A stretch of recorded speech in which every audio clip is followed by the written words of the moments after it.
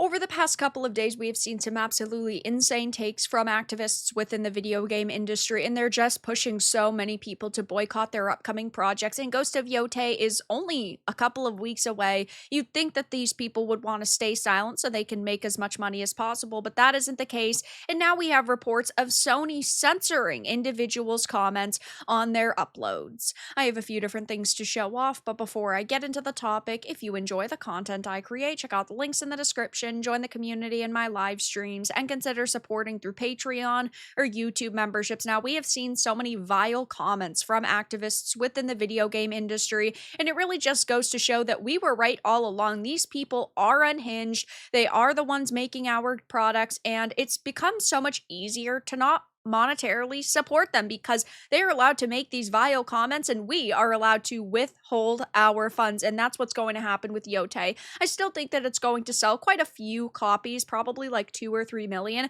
because there are a lot of people that don't pay attention to social media and politics, and there are fans of this existing franchise. But I do think that we are going to see some major boycotts. People on the left, people on the right, basically anybody who is just appalled by Sony's actions. And of course, they've been releasing a lot of teasers and trailers, promotional material to try to get individuals to pre-order.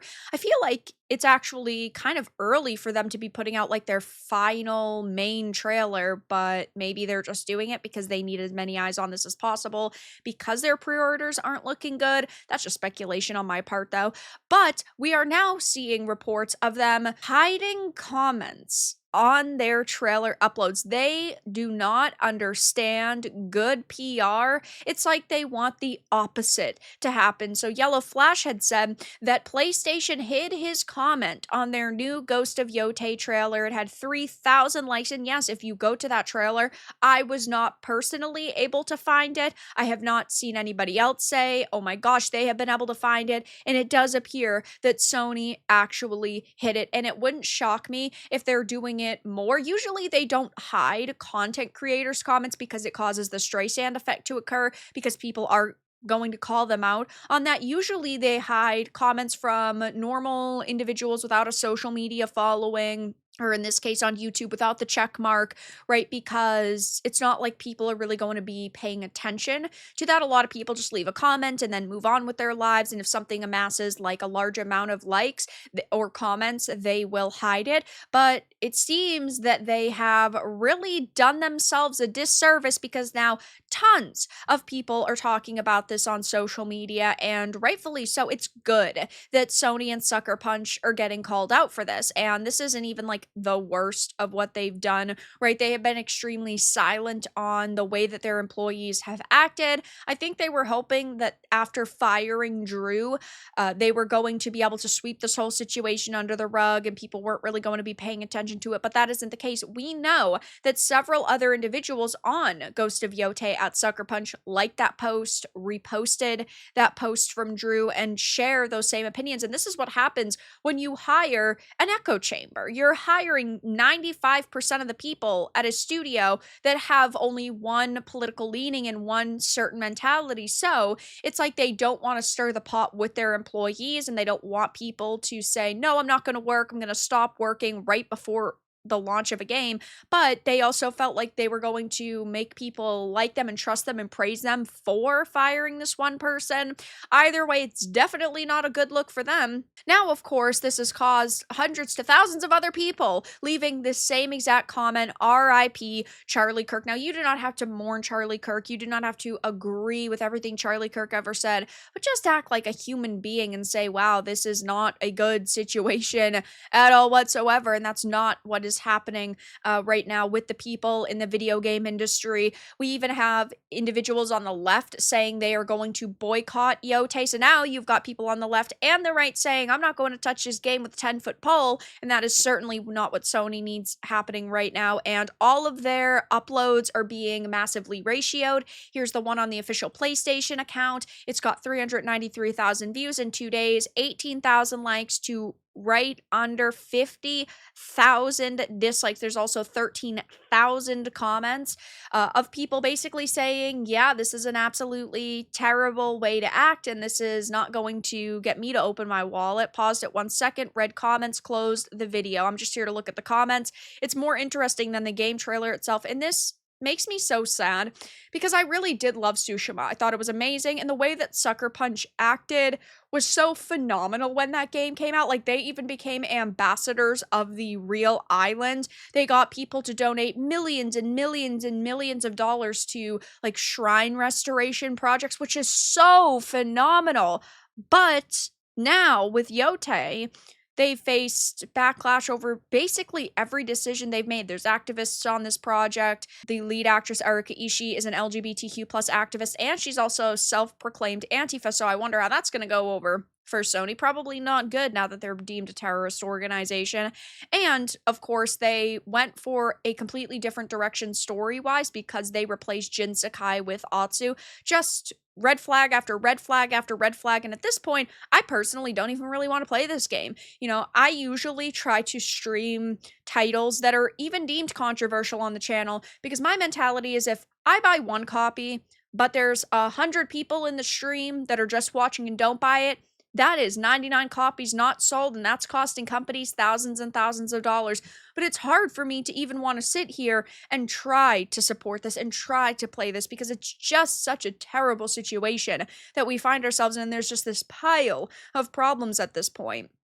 From the people who cheered on someone getting murdered for his opinion, Sucker Punch's new marketing strategy, alienate 50% of your audience before the game even launches. Bold move, let's see how it plays out for them. And I am curious to see if they are going to shut the comments section down. It's really shocking that they haven't at this point since there's almost 14,000 comments because there's no possible way that they could moderate this at this point. There's no way that somebody could sit here and siphon through all of these comments.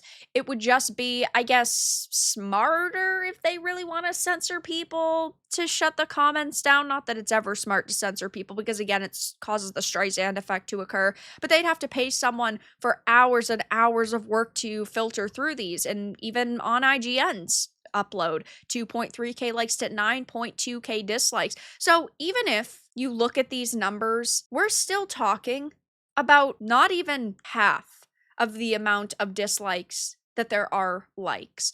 We're talking less than half. We're not talking it being a very close ratio.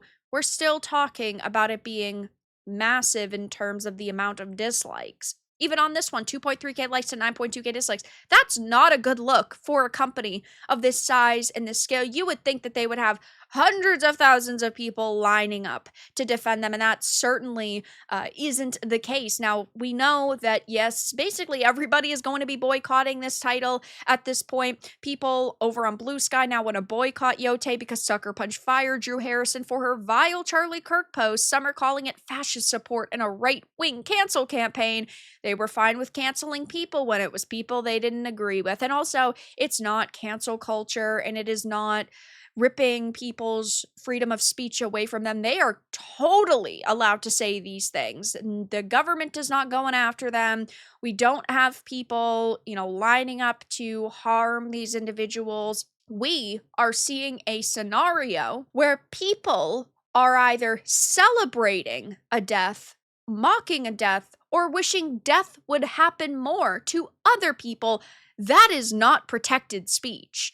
And it's really no surprise to see that companies don't want employees that are happy other human beings are dying. Like, why would you ever think that a company would sit and defend you over these statements? I'm going to be crystal clear here. This is cowardly. Handing power to fire to the internet at large, you are abetting the kinds of actions that have hurt so many of my fellow developers. Have a process and follow it, but don't take cues from people looking for a head. Boycott Yotei, F Sucker Punch, F their CEOs and upper echelon for capitulating to effing fascists. Oh my god, guys, he's so edgy. He's so strongly opinionated about this because he said F 5 times. Absolutely disgusting behavior to crumple to a harassment campaign so easily and fully. Management at Sucker Punch should be ashamed. Should the employees have been disciplined? Maybe, but firing them over so small of a joke isn't even at Kirk's expense is ridiculous. Of course, Kotaku painted this as, oh my gosh, this developer got fired over one single joke because it was the Mario and Luigi comment, but it wasn't just a joke. They literally reposted posts where they said that Charlie Kirk died being a racist, bigot, misogynist, and to top all of that off, they also changed their header, their tagline on Blue Sky to punching effing Nazis in the face. Like, they went full blown meltdown mode after they started facing backlash. They said, "Oh my god, I'm so glad you guys are recognizing me. You know, save Gaza, F and Nazis." Like, they went full blown political commentary. That is probably why they ended up getting fired, because they didn't really show any remorse for another human being. And again, you do not have to mourn somebody you disagree with, but at the same time, nobody's forcing you to make comments on social media anyway. It's just that you felt safe in your echo chamber because you felt that the other people on your team would agree with you, and so you thought that you were untouchable, which clearly is not the case. So I, of course, will be covering this more in the future. Yotei is embroiled in controversy right now, and apparently they are also censoring people's comments over on YouTube, which of course is definitely not a good look for them.